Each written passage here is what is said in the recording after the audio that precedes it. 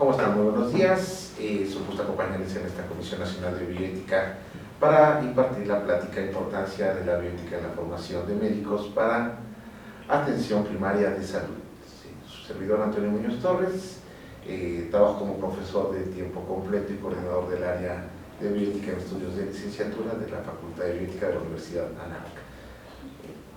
Esta plática pues va a estar orientada básicamente para presentar un modelo de formación en bioética que se ha implementado en la Universidad de Anáhuac en los últimos años con motivo del Plan 2016. Vamos a revisar en primer momento unos antecedentes que van a ser generales, van a ser aplicables. Quienes son médicos seguramente no me dejarán mentir, no importa la edad que tengan, y quienes han estudiado bioética se van a dar cuenta de que algunas problemáticas siguen vigentes. El reporte Watt en Inglaterra en 1987, hace pues prácticamente 32 años, surge porque en la ética surge una pregunta: ¿la ética debería integrarse en todas las áreas de la medicina? Hay una tendencia ya que viene detrás que tiene que ver con todo el pensamiento de Van Rensselaer-Potter, específicamente de esta idea de juntar las humanidades con las ciencias experimentales y recuperar parte de esa reflexión para incorporarla a la práctica de la medicina. En ese sentido, la respuesta que se da en Inglaterra es sí, se debe de incorporar, y se plantea entonces un sistema de aprendizaje basado en problemas en la Universidad de McMaster. ¿Por qué? Pues porque se dieron cuenta que era indispensable formar a sus profesionistas con conocimientos profesionales y sociales de acuerdo a las necesidades en ese momento en Inglaterra. ¿Sí? En 1988, viendo este trabajo inicial en Inglaterra, se establece la Carta Magna Universitaria de Bolonia, en donde hay un principio de convergencia entre los diferentes sistemas educativos en Europa, ¿sí? Para la implementación de una área educativa, ¿sí?, europea, y en este sentido los sistemas que posteriormente van a permitir tener hegemonía en la enseñanza, por lo tanto oportunidades para trabajar en el mercado europeo de acuerdo a medicina y otras áreas. Esta inercia sigue, se enseña ética en medicina en toda Europa, no necesariamente se enseña bioética, ¿sí? Es hasta el 2004 cuando Lehman y colaboradores realizan un estudio y hacen una serie de encuestas en 125 escuelas de medicina de Estados Unidos y canadienses, y se van a encontrar con un resultado muy particular. ¿Cuál es? Cerca del 80% de los encuestados tienen a la materia ética como parte integral de los cursos de medicina clínica. Sin embargo, hay una consistencia en este aspecto. Es un porcentaje grande el que ya tiene incorporada esta materia. ¿Cuál es el problema? El problema son 3 señalamientos que a la fecha creo que siguen presentes en muchas discusiones. Vamos a poner un ejemplo que no tenga que ver con la bioética. Hay un decreto presidencial del 2016 por el cual se establece que todas las escuelas de medicina deben incorporar como materia eje los cuidados paliativos en atención primaria. ¿Sí? ¿Cuál fue la respuesta de todas las universidades que estaban haciendo? Pues muy parecido a lo que ocurrió en el campo de la ética. No hay falta de tiempo en el currículum, hay falta de tiempo en los horarios, y la otra cuestión, ¿y quién va a impartir esa materia? O sea, yo preguntaría ahorita, haciendo esa extrapolación, ¿cuántos paliativistas hay en México? ¿Sí? Creo que la respuesta es un poco desalentadora, no son los que deberían estar. Entonces, si además de atender a los pacientes en las unidades de cuidados paliativos tienen que dar clases, pues es un problema metodológico. Esto se compartió en esta encuesta, y decir, bueno, ¿y cómo lo vamos a arreglar? O sea, ¿cómo hacemos frente a esta situación específica? Okay. En el 2004, Eccles hace una revisión sistemática de la educación ética, haciendo un estudio prospectivo de 26 años, ¿sí?, a nivel global de las escuelas de medicina, y se va a encontrar con un resultado que pues, es contundente. No hay un consenso. O sea, no hay un consenso de qué es lo que entiendo por ética en medicina, lo entiendo como deontología, lo entiendo como ética médica, lo entiendo como bioética, y por lo tanto, ¿qué es lo que incorporo en el currículum? ¿Sí? Este es un problema que va a empezar a girar poco a poco, ¿no?, en las diferentes universidades, porque hay varias preguntas. Bueno, ¿para qué quiero enseñar ética? ¿Cuál es el propósito de la educación en ética? Segundo, y eso es lo más importante, y en todas partes me preguntan lo mismo, y en todas partes voy a responder de la misma manera, ¿sí? ¿Cómo evaluar una competencia ética? ¿Sí? Ese es un problema, porque yo no puedo evaluar una competencia ética en una respuesta en papel. Ese es un problema. Puedo evaluar un contenido, puedo evaluar la memorización, puedo evaluar quizás un poquito el nivel de reflexión, pero la aplicación, ¿cómo la llevo a cabo? Tomando en cuenta que los médicos van a estar en presencia de pacientes con problemas muy concretos que tienen que ser resueltos. Entonces, ojo, ¿cómo mido eso? ¿Cómo lo evalúo? Porque el alumno sacó 10 en sus materias de ética, ¿va a poder resolver dilemas o conflictos?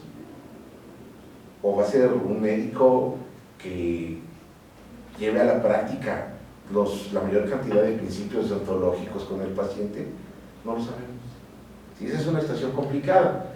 Tercero, la educación ética, pues en teoría debería buscar la formación de éticos virtuosos, ¿sí? Y lo que sí es una necesidad es que tenemos que dar a los futuros médicos una serie de destrezas para analizar y resolver los problemas éticos.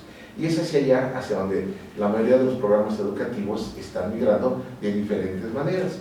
En México hay un estudio que es bastante icónico, realizado por García Guerrero en el 2007, en donde se hace una revisión de los currículos de las escuelas de medicina en México, 48 públicas y 26 privadas, y encontramos que tienen a la materia de ética en su mapa curricular exclusivamente como teórica en un 72%, 3% lo manejan como materia optativa. ¿Y qué nos falta ahí? 25% no contemplaban a la ética. O sea, no hay formación ética de ningún tipo, ¿no? Entonces, pues viendo esto, en la Universidad de Anáhuac hay una historia de preocupación por formación en valores, ¿sí?, que van apegados a la misión de la institución. Un primer acercamiento se tuvo con la creación de lo que se conoce como el Instituto de Humanismo en Ciencias Sociales, ¿sí?, digo, en Ciencias Médicas. Ese instituto fue creado hace 30 años y la idea era apoyar a la Facultad de Ciencias de la Salud, ahora la Escuela de Medicina, en la formación ética, ¿sí? Después la universidad entró en una dinámica en la que continuamente se revisan los programas de estudio, pues para ver cuál ha sido el avance, el éxito. Y en el 2016 se presenta un plan de estudio novedoso en el que una parte importante va a ser la formación bioética de los futuros médicos. Es un plan que va a estar vigente en la red de universidades, que son todas estas, y todos los alumnos que estudien medicina pues tienen que llevar las mismas materias en el mismo orden y bajo las mismas circunstancias. Este modelo educativo en formación Anáhuac, basándose en un repensamiento, ¿qué estamos haciendo? ¿Cómo lo estamos haciendo? ¿Por qué lo estamos haciendo? ¿A dónde queremos llegar? Pues nos lleva a tener este esquema de pensamiento. ¿Qué es lo que voy a hacer? Fíjense, ¿qué asignaturas y qué contenidos deben tener las asignaturas? No solamente que sea ética, o sea deontología, o sea bioética, sino cuáles son los contenidos que estoy revisando ahí que pudieran ser efectivos para el mundo real que van a enfrentar los alumnos. En segundo lugar, es quiénes forman parte de este proceso. Alumnos, profesores, tutores, coordinadores. Es un equipo muy grande que tiene que ver, en donde a quien le vamos a prestar especial atención es el alumno. Es decir, tenemos que entender cuáles son las características propias del alumno, ¿sí? Haciendo un señalamiento que en modo alguno es una crítica, los jóvenes que actualmente tienen entre 16 y 20 años pues difícilmente van a leer un libro de papel, por ejemplo, ¿sí? Pero van a leer todo lo que les pongas en una tableta o todo lo que le puedas poner en una red virtual, y lo van a hacer con mucha eficiencia, ¿sí? Ellos van a encontrar información en estos medios, ¿sí? Y ese va a ser el medio de comunicación a través de ellos. O sea, es bastante peculiar porque tú los puedes ver en una mesa de una tienda para tomar cafés y se comunican a través de mensajes. Sí, es difícil que platiquen así como nosotros lo estamos haciendo ahorita. Entonces, en ese sentido, tenemos que aprovechar esa fortaleza de ellos. Tenemos que ver cuál va a ser el camino a acercarnos y cómo plantear los escenarios. Y después las estrategias educativas para al final conseguir una competencia profesional. Ahora, haciendo un análisis de diferentes currículos de medicina en México, nos dimos cuenta que hay materias que están aisladas, que se presentan a lo largo de la carrera, pero que no tienen una continuidad como tal desde el inicio hasta el fin, ¿sí? Aquí pongo los nombres de las materias tal cual aparecen en el registro ante la Secretaría de Educación Pública, pero vamos a explicar un poquito. Es decir, para nosotros poder garantizar que un alumno tiene una formación integral en bioética, pues tiene que empezar por algo muy particular. He tenido el gusto de que me presentaran a una antropóloga, ¿verdad? Entonces, ojo, lo primero que tengo que entender antes de saber ética es quién es el ser humano. Eso es básico. Si yo no sé quién es el ser humano, voy a tener muchos problemas. Después, aprenderé lo que es la ética, cómo debo de ser con el ser humano. ¿Sí? En este sentido, cuando ya pasamos esas dos materias, va a haber una asignatura en el currículum de medicina propiamente que me va a permitir tener un primer acercamiento, que es la comunicación con el paciente. ¿El paciente qué es? Antes de ser paciente es un ser humano, ¿sí? Y si yo no entendí las dimensiones del ser humano, y no entendí lo que es el ser humano, y no entendí cómo debo de ser con el ser humano, voy a tener un problema grande, ¿sí? ¿Cómo voy a comunicar con él? Entonces, esas tres materias me van a permitir a mí hacer una conjunción para tener unas nociones básicas de bioética posteriormente, ¿sí? Cuando yo entiendo eso, consideramos en la universidad que estamos listos para poder estudiar bioética, hacer el recorrido histórico y posteriormente dar los contenidos necesarios que sienten las bases para estas materias que están anotadas y sobresaltadas en negro, que va a ser el esquema central, el análisis interdisciplinario y bioético de la medicina clínica, que van a ir de la mano junto con las rotaciones que los alumnos tengan en quinto, sexto, séptimo y octavo semestre de su formación, y que tienen ya contacto físico con los pacientes, que tienen un profesor en un hospital con el cual hacen sus visitas y con el cual toman clases. Entonces, en ese momento ya podemos empezar a ver con ellos cómo resolver dilemas, ¿ok?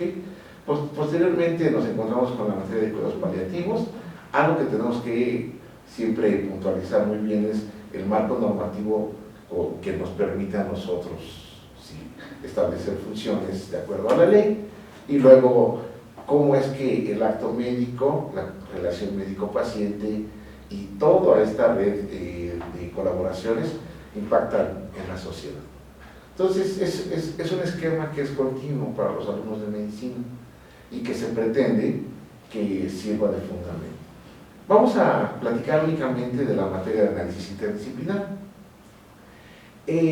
¿Cuál es el propósito? Formar al alumno y ayudarlo a conocer lo que sucede en el campo de la bioética y cómo poner en práctica la bioética en el actuar profesional del médico. En este sentido, pues vamos a utilizar dos herramientas muy básicas: el razonamiento clínico y la reflexión bioética. Y los dos, sí, van a tener una misma plataforma. ¿Cuál es? El caso clínico que se presenta en mi práctica cotidiana. Yo no puedo tener dilemas, ¿sí?, no puedo tener conflictos, no puedo tener problemas si no tengo una relación con el paciente, si no tengo que hacer un diagnóstico, si no tengo que hacer un acercamiento primario.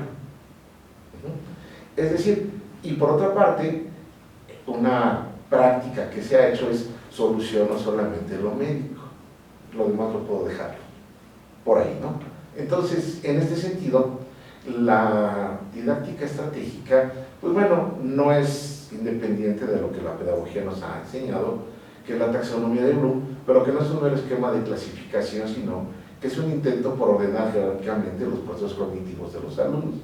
¿Cuáles son los niveles del proceso de aprendizaje? Cognitivo, afectivo y psicomotor.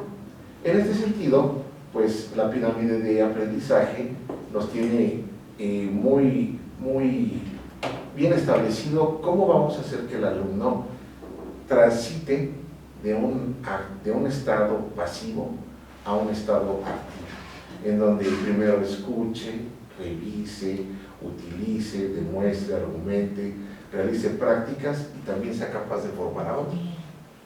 ¿Sí? Entonces, en este sentido,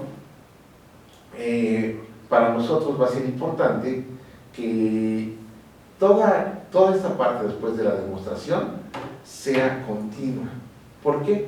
Porque el porcentaje de retención después de una demostración pues va disminuyendo conforme pasa el tiempo. Si yo no realizo prácticas continuas, a mí se me olvida, ¿no? Vamos a poner un ejemplo. ¿Alguna vez nos han enseñado a hacer búsquedas y guardar información para cuando estamos escribiendo un artículo, ¿no? Y hemos utilizado RefWorks o EndNotes, ¿ok? Por alguna razón dejamos de escribir y de investigar y se nos pasan 3 meses. A los 3 meses nos cuesta muchísimo trabajo guardar las referencias bibliográficas porque ya se nos olvidaron los pasos. Desde que hago mi metaanálisis de datos hasta que busco los conectores booleanos y todo lo demás, y cuando tengo que oprimir el botón de que me guarde la bibliografía, pues no ocurre eso. Aquí pasa lo mismo, tenemos que estar de manera constante haciendo esa incidencia. Entonces, en cuanto al nivel cognitivo, pues va a ser importante dar a conocer al alumno lo que existe en el campo del tema tratado. Obviamente, conocer y revisar la bibliografía, enseñarle la metodología y realizar ejercicios aplicados. ¿Sí? Y algo muy importante, saber referir a experiencias afines. Pensamiento estructurado del profesor va a ser vital en esta parte. Cómo comparto experiencias que abonen a la competencia que yo quiero. ¿Sí? Y bueno, y comunicarlos a través del Blackboard, por ejemplo, que es una plataforma que utilizamos en la universidad y que tiene una cierta intención muy práctica. ¿Cómo empoderas al alumno en el proceso de aprendizaje? Yo voy a ser responsable de revisar los materiales, que van a estar disponibles, puede ser todo el tiempo o puede ser en una periodicidad indicada, pero ya depende del alumno si los revisa o no. Depende del alumno si entra o no, depende del alumno si va más allá o no en la búsqueda de información. ¿Sí? Entonces, obviamente que el alumno se beneficia por el estudio reflexivo, el autoestudio reflexivo. El nivel afectivo es, lo vamos a tener en esta materia, que una vez conocidos los argumentos en torno al dilema bioético, vamos a orillar a que el alumno proceda a tomar conciencia de la existencia y validez de los argumentos que se van a manejar, de saber responder al análisis de los mismos argumentos, de valorar el bien de la propuesta y saberla defender, de organizar los argumentos para lograr guiar al paciente y a los demás implicados, y de acompañar a los implicados en el caso para llevar a cabo las acciones necesarias y con ello poder avanzar hacia la resolución del dilema conforme lo concluido. ¿Sí? Esto es lo que va a ver. Y en el nivel psicomotor, bueno, pues vamos a motivar que el alumno busque y prepare el material, que va a analizar siguiendo el temario, obteniendo el caso de las historias clínicas de sus prácticas hospitalarias concurrentes, y el profesor va a promover, ¿sí?, y va a proveer al alumno una serie de instrumentos, por ejemplo, capítulos de libros, artículos, revisiones, videos, que contienen conocimiento del tema para que el alumno los conozca y los utilice en su análisis y presentación del caso, y esto hay que hacerlo antes de que el alumno llegue a la sesión práctica. ¿Qué pasa cuando el alumno ya hizo todo esto junto con el profesor? Pues presentamos el caso. Y antes de la discusión en la clase con el resto de los compañeros, ¿sí? Lo que vamos a hacer es establecer un formato compatible con los criterios exigidos por los comités de bioética hospitalarios, por ejemplo. Resumir sus conclusiones y ordenarlas en un reporte de síntesis personalizada, ¿sí? Y esto se tendrá que hacer después de clase, porque es cuando vamos a evaluar, nosotros cómo es el proceso. En la síntesis, el alumno debe escribir claramente los dilemas bioéticos revisados y las recomendaciones para ser aplicadas en cada caso, y entregarlo a su profesor vía electrónica para evaluación y conservarlo como una parte de evidencias. ¿Sí? Vamos a ir documentando todo lo que vamos haciendo para poder hacer un seguimiento de cómo es el alumno, cómo es su avance y cómo evoluciona la materia. Ahora, la materia va a ser semipresencial, ¿sí? 70%, y va a ser presencial. ¿Cómo va a funcionar esto? Es curioso porque a partir de ahí vamos a tener que establecer una serie de cuestiones básicas. ¿Sí? Sabemos que la formación bioética es un fundamento indispensable para la práctica médica, y la enseñanza de la bioética requiere de una planeación profesional, y los profesores necesitan prepararse y comprometerse profesionalmente. ¿Qué requisitos tenemos nosotros para que un profesor pueda impartir la materia? Bueno, creo que esto se empieza a complicar un poco, pero a la larga nos va a dar buen resultado. En cuanto a la pertinencia, exigimos que sea médico. ¿Por qué? Pues porque vamos a razonar clínicamente. O sea, con todo respeto, cualquier otro profesional sería un poco ajeno. Quizás hay profesiones que pudieran entrar en esta parte, como sería la estomatología, por ejemplo, ¿no? O como sería la psicología clínica, tal vez la rehabilitación. De preferencia que sean médicos, que tengan una especialidad o una subespecialidad, o que puedan tener estudios de maestría y doctorado. La competencia bioética va a implicar que tengan estudios de bioética, ya sea una especialidad, una maestría o un doctorado, porque necesitan manejar la información y los procesos que se van a llevar a cabo. Sería recomendable que fuera un miembro del comité de bioética hospitalaria. ¿Por qué? Si vamos a analizar casos clínicos, debemos de tener experiencia en el manejo de metodologías, en la deliberación y en la emisión de recomendaciones. Que sepan de plataformas virtuales, sí, y que se capacite o sea competente para el manejo de la enseñanza mediante el método de caso. Este es un perfil cuando nosotros decimos que los profesores necesitan prepararse y comprometerse profesionalmente, necesitaríamos tener esto cubierto. En un primer momento, en la Facultad de Bioética, tenemos afortunadamente estas características. Sí, que la mayoría de nuestros egresados son médicos, que tienen una especialidad, una subespecialidad, y que, como no ofrecemos estudios de licenciatura, solo de posgrado, tienen el grado de maestría o doctorado. Obviamente, esto puede ser una problemática fuera de la Facultad de Bioética y de la Universidad de Anáhuac en México, ¿sí? Al margen, podemos decir que, dada esa situación, la inquietud de ayudar a generar estos profesionales por la parte de la facultad nos llevó a trabajar en ofrecer modalidades de estudio que sean accesibles para cualquier profesional que quiera estudiar bioética. Y tenemos una maestría en línea, ¿sí? Y tenemos un doctorado semipresencial. La maestría en línea, además de que la puedes hacer cuando puedas, en ciertos tiempos establecidos de 5 semanas, pues es que tienes contacto directo con tu tutor, y además, comentario al margen, es mucho más barata que una maestría presencial. ¿Sí? Los costos se han bajado mucho, y la Facultad de Bioética tiene un convenio con la Comisión Nacional de Bioética, creo que todos están enterados, ¿verdad? Cualquier profesional que sea dirigido por parte de la Comisión Nacional de Bioética tiene una beca especial, aparte del apoyo que puede brindar la misma facultad. Entonces, el interés para formar, pues estamos tratando de acercar, ¿no? Esta cultura bioética.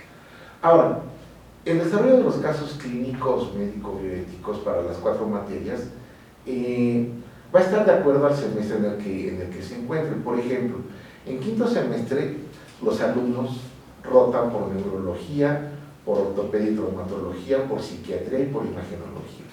Los casos que van a llevar son relacionados con esa área. Cuando pasan a sexto semestre, llevan cardiología, neumología, oftalmología y urología, y los casos tienen que empatar en ese sentido. Cuando pasamos a séptimo semestre, llevan rotaciones diferentes, igual en octavo semestre. Al final del ciclo de materias de análisis interdisciplinar, los alumnos habrán tenido contacto, sí, al menos con 16 casos diferentes de áreas diferentes y con preguntas diferentes, que ahorita vamos a ver. ¿Cuáles son los temas y las competencias particulares? En el caso de bioética, para la primera materia de análisis interdisciplinar en quinto semestre, ¿qué nos va a interesar? Que el alumno sepa diferenciar entre un dilema y un conflicto, que el alumno sepa tomar la decisión correcta en cuanto a ¿necesito la intervención de un comité o no? Que el alumno conozca los comités hospitalarios de bioética, su conformación y su funcionamiento, ¿sí? Que el alumno vea algunas de las metodologías de análisis clínico bioético y finalmente que entienda que todo esto se da dentro del acto médico en un campo muy especial que es la relación médico-paciente. Estas serían las primeras competencias particulares que se tienen que conseguir, ¿sí?, con los alumnos en la primera materia. Y en cuanto al pensamiento crítico de medicina clínica, es que ellos conozcan la historia del razonamiento crítico, que sepan cuáles son los prerequisitos del razonamiento clínico, cuál es el razonamiento clínico, su naturaleza y su contexto, y cómo es que esto nos permite ir más allá de la resolución de problemas. Y finalmente, cómo desarrollar un razonamiento crítico en medicina clínica. Cuando pasamos a la segunda materia, las competencias van a ser completamente diferentes. En el caso de la bioética, ya senté las bases. Sé que es un dilema, sé cuándo debe irse algo a un comité, sé cómo funciona un comité, qué es un comité. Ahora el punto es, ¿qué metodologías conozco? Y al menos hemos seleccionado estas 5 que con el tiempo irán cambiando, se irán aumentando, que están basadas en los modelos de Paulina Taboada, la bioética decisional de Pellegrino Masma, la bioética decisional de Diego Gracia y Carlos Posé, la bioética decisional de George Sigler y Weasley, y la metodología bioética decisional de Bernardo Lu. ¿Por qué utilizamos estas metodologías? Y algún especialista en bioética ahorita puede alzar la mano. ¿Y a dónde dejaste a Bishop y Childress? Sería una de las preguntas. Es por el nivel de estructuración que tienen las metodologías. Recordemos que Bishop y Childress proponen un primer modelo que es importantísimo para el desarrollo de las siguientes metodologías, ¿sí? El modelo que hacen Bishop y Childress desde el principialismo va a ser retomado por Diego Gracia y va a ser complementado por cuáles son los deberes especiales que tengo, ¿sí?, y cuáles son las obligaciones éticas y sociales. Pero el modelo es bastante bien desarrollado por Diego Gracia y toca los mismos principios específicos, ¿no? En cuanto al pensamiento crítico, bueno, ¿qué habilidades necesita tener el alumno para poder desarrollar este tipo de pensamiento? ¿Cómo se toman decisiones para el manejo clínico? La comunicación y las decisiones en cuanto al cuidado clínico, cómo llego al diagnóstico, ¿sí?, e inclusive cómo la inteligencia emocional puede funcionar como herramienta en las decisiones clínicas. Esto es importante. Entonces, pasamos a la tercera materia, en donde vamos a platicar un poquito sobre qué es la deliberación de la metodología de los análisis. Porque para deliberar yo voy a necesitar no solamente saber cuáles son los pasos que me propone un autor para resolver un problema, yo puedo tener una visión diferente de otro interlocutor. Entonces necesito varias cosas. Primero, poder expresar mis argumentos de manera clara. Segundo, aprender a escuchar. Tercero, aprender a hacer una crítica argumentativa de lo que me está diciendo mi interlocutor. Cuarto, aprender a confrontar. Quinto, aprender a negociar. Y sexto, tratar de obtener un consenso, que no es lo mismo que tratar de democratizar, que es un problema muy grave en ética. Cuando algo se empantana, la gente dice, bueno, ¿quién está a favor o quién está en contra? ¿No? Creo que en ética eso no es válido. Lo importante es ponerse de acuerdo, de manera reflexionada.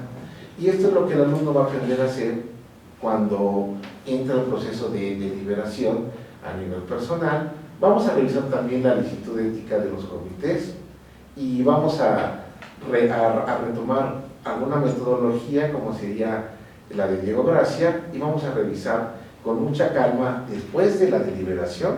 Ahora sí podemos abordar la metodología de Michon y Childress, ¿sí? Con un bagaje ya mucho más claro. Y los alumnos del pensamiento crítico, ellos van a aprender que el manejo del paciente a veces se tiene que hacer de forma colaborativa. Y cuando eso ocurre, ¿cómo tomo decisiones? ¿Sí?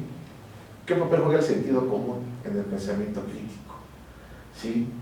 ¿Cómo incorporo al paciente en la toma de decisiones desde la clínica?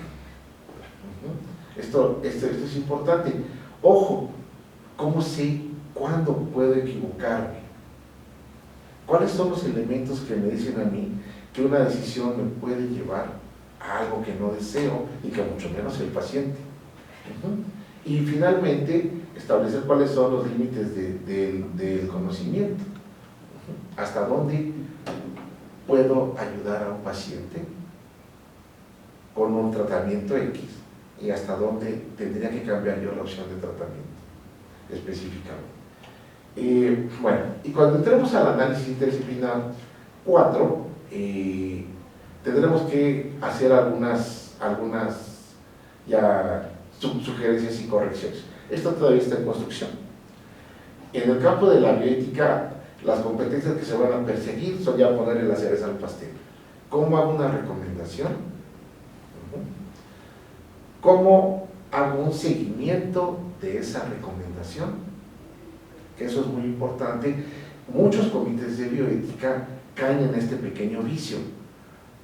Emito mi sugerencia muy bien redactada, muy bien foliada, perfectamente fechada, firmada, sellada, le ponemos todo lo que sea necesario para que mis amigos de la Comisión Nacional de Bioética vean que estoy trabajando, pero no vuelvo a saber qué pasó en ese caso. La UNESCO, en su guía de 2003, establece, desde el 2013, en su guía de funcionamiento y conformación de comités de bioética, establece que las funciones del comité de bioética son también de seguimiento. ¿Por qué? Porque cuando estoy formando a un comité, ya de manera interna, yo tengo que tener que estudiar casos actuales, casos hipotéticos, y me pone casos retrospectivos. Entonces yo pude haber hecho la recomendación, tuve un excelente proceso deliberativo, me siento muy bien, y resulta que lo que el médico siguió por consejo del comité de bioética no era lo que yo esperaba, pero no sé. Entonces es importante dar un seguimiento continuo a las recomendaciones. ¿Se siguió o no se siguió? No se siguió, ¿por qué? Recuerden que los comités de bioética no son tribunales que sancionan, ni mucho menos, pero debemos saber por qué el médico que solicitó la interconsulta al final del día no sigue la recomendación. Eso es importante. A lo mejor tenemos un problema de comunicación del comité con el médico, problemas de redacción, habría que analizarlo, y si lo siguió, ¿cuál fue el resultado y la derivación? ¿Qué pasó si se recomendó no intervenir a un paciente? ¿O si se recomendó intervenirlo? ¿O si se recomendó un cambio de tratamiento? ¿Sí? ¿Cuál fue el seguimiento? Porque eso tenemos que estudiarlo. En los comités y en cualquier parte se aprende a veces mucho más de los errores que de los aciertos. Y más cuando está de juego la vida humana. ¿Sí? O sea, si el paciente fuera yo, quisiera que no se equivocara, ¿no? Entonces, hay un calendario operativo que funciona de la siguiente manera. Lo pusimos para la primera materia. Vamos a tener 2 semanas que están indicadas en donde dice sesión, y son semanas presenciales en donde nos presentamos, establecemos la forma de trabajar, la formación de equipos, la forma de evaluación y presentamos toda la intención y los objetivos de la materia. En una segunda sesión, ¿sí?, hay un test diagnóstico que los alumnos van a tener que hacer en línea. Empezamos al trabajo en línea en la tercera sesión, en donde ellos van a tener que hacer una lectura tanto de bioética como de razonamiento crítico, y van a tener que leer un caso clínico. En la cuarta sesión, que estamos todavía en el módulo 1, tenemos la resolución presencial del caso en un aula con el profesor y trabajando en equipos. Terminada esa sesión, ¿sí?, el alumno entra en línea y hace un examen que ya no es un examen diagnóstico, ya es un examen de evaluación. Lo que obtenga en esa nota es su calificación del módulo. Y así recorremos los 5 módulos hasta que llegamos a la semana 13, que está indicada en color verde, en donde se le va a dar al alumno un caso final, que ya es mucho más grande, mucho más elaborado, tiene más requisitos, y no solamente eso, sino que se le va a pedir que trabaje en equipo para resolverlo, y en la semana 15 lo entregue y lo presente en sesión, algo muy parecido a una sesión clínica. Entonces, eso va a ocurrir para cualquier materia con las competencias específicas. ¿Cómo logramos esto? Hay un convenio de la Universidad de Anáhuac con el aula de Campus Panamericana, que tiene su sede en España, y lo que hacemos es cargar todo el material previo a un curso. ¿Sí? Si ustedes se dan cuenta, creo que está un poco pequeña el recorte de la imagen, se van a encontrar con los diferentes módulos que van a estar sobresaltados específicamente con un folder. Y abajo vienen los rubros: lectura bioética, lectura razonamiento y caso clínico. ¿Qué es lo que van a ver los alumnos cuando entran a esta plataforma? Bueno, pues se encuentran con esto. Ellos pueden descargar el material, ¿sí?, y en un primer momento se van a encontrar con esta lectura. Coincidió que es la primera materia y que yo hice ese material, pues, no es exceso de protagonismo, entonces, pero los tutores realizamos un material de lectura. En el caso de el razonamiento crítico, se encuentra con una segunda lectura que van a ver, y después hacen una evaluación. Esa evaluación que van a hacer los alumnos les va a permitir a ellos saber cómo les fue, pero a nosotros como profesores nos va a dar una información mucho más valiosa. ¿Por qué? Como profesores vamos a poder estar monitoreando cuál es el rendimiento del grupo. En base a las preguntas que se hacen, podemos obtener una estadística para saber cuál es el perfil del grupo. Algunos ejercicios que no pongo en este momento nos indicaron que la primera vez que se ofertó esta materia, el 50% de los alumnos tenían problemas para identificar un dilema moral. Costaba mucho trabajo y no le atinaron a la respuesta. Muchos otros no entendieron los prerequisitos para el pensamiento crítico. Cuando uno entra y ve esas estadísticas, sabe qué debe preparar para su clase, que es muy diferente que preparar mi clase de manera tradicional. Llego, la expongo, explico, platico la experiencia estructurada y la retiro. Ahora ya sé a dónde debo de dirigir mi atención. Y si quiero ir más allá, puede hacer una atención personalizada por alumno. ¿Cuáles son los alumnos que me están bajando, ¿sí?, ese porcentaje de éxito? Y entonces hacer una atención más personalizada durante la sesión presencial. Leen el caso clínico los chicos y entramos a discutir. Trabajamos en sesión, hacemos las dinámicas que se tengan que hacer por equipo, se resuelve y el alumno hace una post-evaluación. Entonces, ya con esos resultados, nosotros podemos ir haciendo un monitoreo básico, ¿no? Miren, estas son las estadísticas que les decía. Por ejemplo, nos van diciendo, si nosotros vemos un poquitín en el extremo izquierdo inferior, hay una serie de casillas azules que no son todas del mismo del mismo grosor. Las que tienen 100% es porque la pregunta era tal vez muy sencilla, que eso ya está en un proceso de validación, ¿sí? Y todos los alumnos tuvieron 10, pero hay preguntas que se quedan con un porcentaje de acierto bastante bajo. Entonces, estos quizzes están siendo revisados, ¿sí? Para eliminar estas preguntas que son muy obvias y no te abonan a la competencia del alumno, y mejorar aquellas preguntas que pudieran ser inteligibles para el alumno, que son confusas. Entonces, en este sentido, cuando llegamos a la evaluación final, nosotros lo que hacemos es darles una rúbrica que es muy sencillita. Creo que esta rúbrica no la pudimos revisar a las que nos visitaron a la universidad, pero está diseñada así, o sea, una escala numérica del 1 al 5, en orden descendente, en donde la calificación más alta es 5 y la más baja es 1, y preguntamos, por ejemplo, la capacidad de síntesis, ¿sí? La capacidad de análisis, la aplicación de la metodología para la resolución de los casos y cómo son las conclusiones. Es una manera más global de ver cómo los alumnos trabajan y resuelven un problema y llegan a un resultado final, en un escenario lo más cercano a la realidad. Bueno, y ya para terminar, la formación en bioética se realiza en las aulas, se reafirma en el hospital, pero lo más importante, se fortalece a través del autoestudio. ¿Sí? O sea, eso pues vital, tenemos que generar esa cultura en nuestros alumnos. Y este es el equipo de trabajo.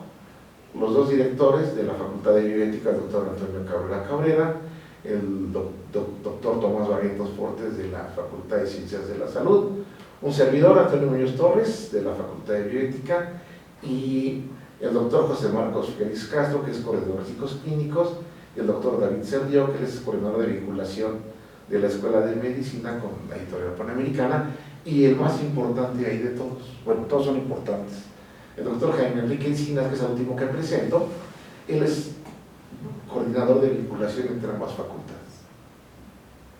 Él se encarga de que podamos trabajar en sincronía.